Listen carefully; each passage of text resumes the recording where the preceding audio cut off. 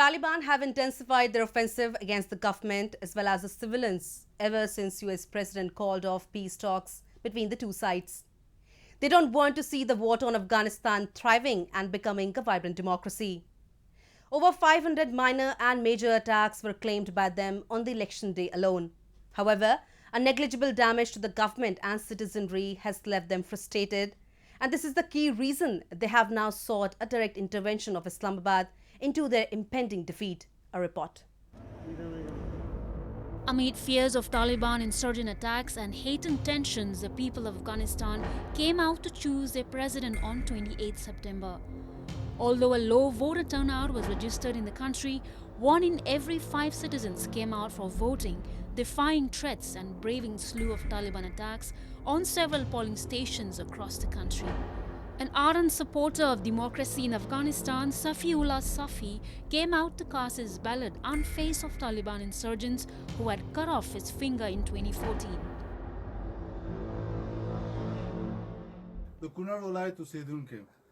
دینه مخکې مې ولیدلې چې هم ستا یوه ګوته غوڅه شوې وه اوس بیا مې چې ولیدلې ګوته دې توره کړې ده او ری ته تللی وي دا ګوته رانه جناب حاجي وکیل صاحب د دغه کې غوڅه شوې ده تېر انتخاباتو کې او ری مې ورکړې وه غني بابا له او اوس بیا غواړم غني بابا له مې ری ورکړه چې دا ملک جوړ کړي چې دا یې جوړ نه کړي بل څوک یې نشي جوړولی او انشاءالله چې دا به یې جوړوي یعنې دې ته حاضر یې چې که ټول لاس نه غوڅ شي که دا ټول لاس رانه غوڅ شي هم دا ری مې ورکوله غني بابا له او ری مې ورکړه غني بابا غني بابا زنده‌باد زنده‌باد زنده‌باد.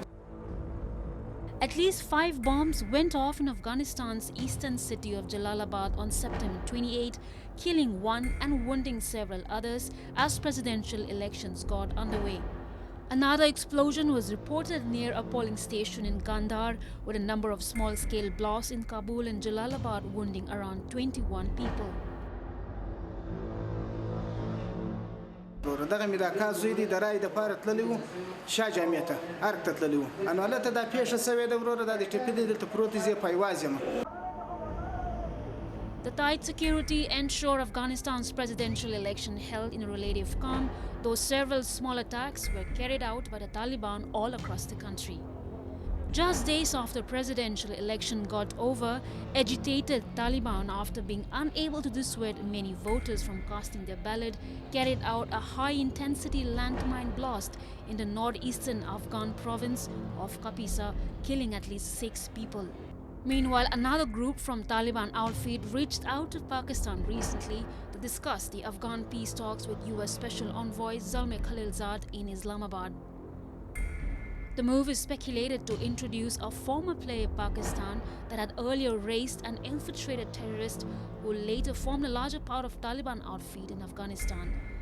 Calling Taliban a proxy of Pakistan and its intelligence agency ISI, Afghan National Security Advisor NSA Hamdullah Mohib recently made a statement at the United Nations General Assembly that his country would never accept being ruled by the proxy of Pakistan. The Afghans would not submit to any kind of enforced ideology or rule on our country. The Taliban are a proxy of Pakistan, of not just Pakistan, Pakistan's intelligence agency. Afghanistan would never accept to be ruled by Pakistanis. I mean, if we didn't accept Soviet rule, superpower, it would be beyond imagination to accept the proxy of a backward country which has hard time feeding its own people. The Pakistan-backed Taliban regime was overthrown by US-led forces in 2001. The Islamic insurgents fed by Pakistan are now at the most powerful state. They have been violently disrupting the nascent democracy in Afghanistan and carrying out some of the most gruesome, often deadly retribution on those who are part of it.